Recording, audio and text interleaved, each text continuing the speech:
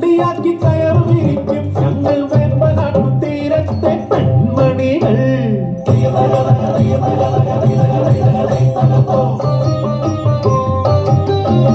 കാണാനഴകുള്ള കാതിലോലയിട്ട കണ്ണാടി ചില്ലുപോലെ ചില്ലുവെട്ട് കരിവിട്ടി പടിയുള്ള കള്ളൻ കാമുകൻ കാതിൽ കിന്നാരം ചൊല്ലും മാരൻ. അവർക്കൊരു വാക്കുഞ്ഞ് ചിന്നക്കോരൻ സുഖവേണം സന്തോഷ നാളുകള്.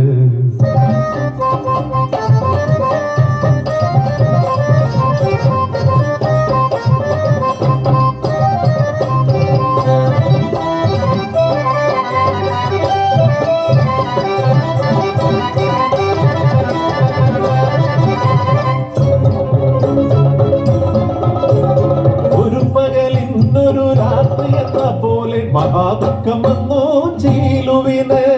കർക്കിടകം കാലിത്തുള്ളി പെയ്യും രാത്രി മട പൊട്ടി മാറൻ മരിച്ചുപോയി.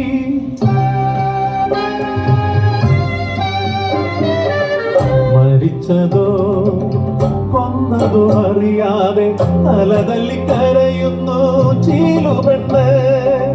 പിന്നെയും കർക്കിടകം മാറി മാറി വന്നു ചീലുവും കുഞ്ഞും മേഘരായി മാടത്തിൽ.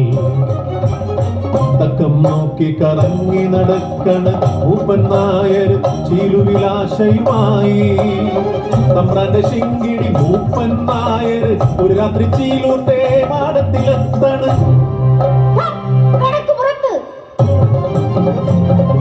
അടിയേറ്റ നായർ തിരിച്ചുപോയി.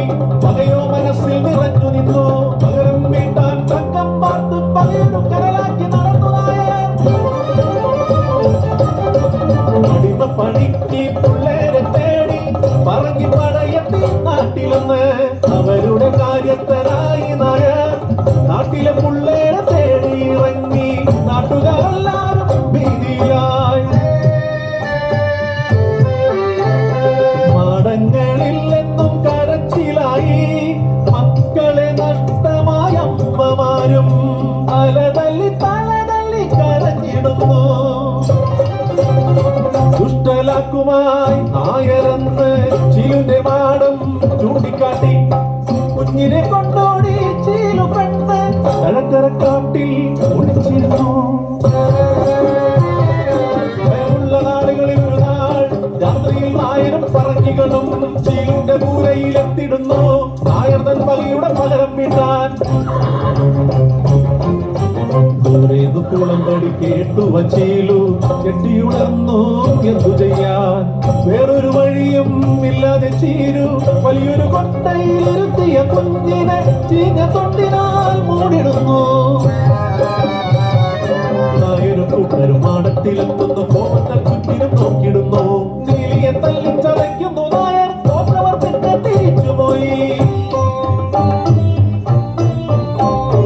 ഓടിയ നീലി തകിരി ചണ്ടികൾ നന്നായി വേഗം മാറ്റിടുന്നു. ഓമന കുഞ്ഞിനെ പുണരാനായി ചീഞ്ഞ ചണ്ടികൾ മാറ്റിടുന്നു. വായ് പൊത്തി പിടിച്ച കൈകളോടെ കണ്ണു തുറിച്ചു മരിച്ചു കുഞ്ഞ്.